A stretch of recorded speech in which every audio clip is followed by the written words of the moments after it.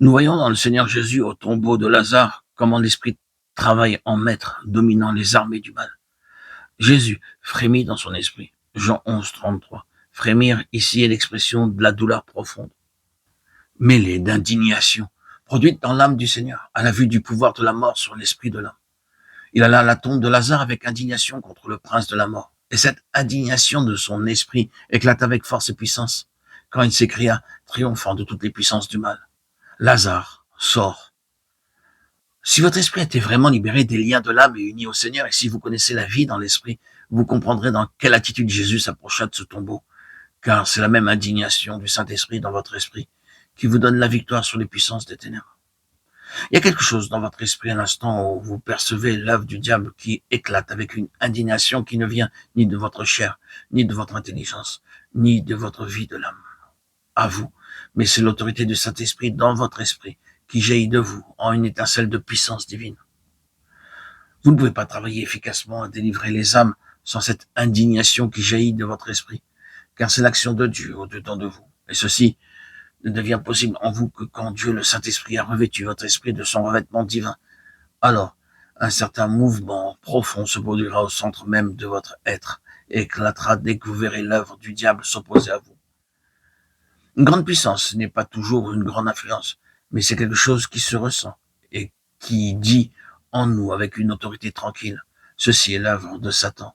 Aussitôt que vous ressentez cela, vous le résistez dans votre esprit par la puissance de Dieu. Telle est la victoire à laquelle Dieu veut nous amener. Nous voyons maintenant la nécessité de la croix et de la parole de Dieu, laquelle aussi opère en vous qui croyez. 1 Thessaloniciens 2,13. D'un côté, nous regardons le calvaire comme étant la base de toute l'œuvre de Dieu en nous. Et de l'autre côté, nous voyons comment la parole de Dieu doit agir continuellement en nous.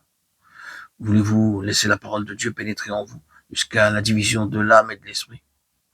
Il y aurait beaucoup à dire sur la marche selon l'esprit. Il y a cet esprit doux et paisible, 1 Pierre 3,4. Puis il faut apprendre à ne pas agir sans être en coopération avec le Saint-Esprit.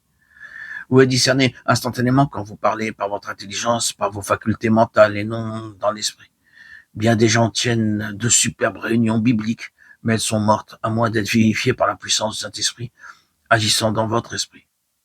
Vous pouvez écouter les appels les plus chaleureux, les vérités les plus belles, toutes vraies, mais impuissantes, hélas. Ceux qui parlent ne se rendent pas toujours compte que la vie n'y est pas, et que ce ne sont que des productions purement mentales.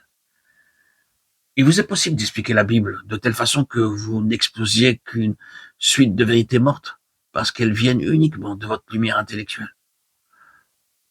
Par contre, si au contraire, ces vérités viennent par votre esprit, à travers vos facultés mentales qui ont été épurées et vivifiées, alors et alors seulement, il y a la lumière et la vie.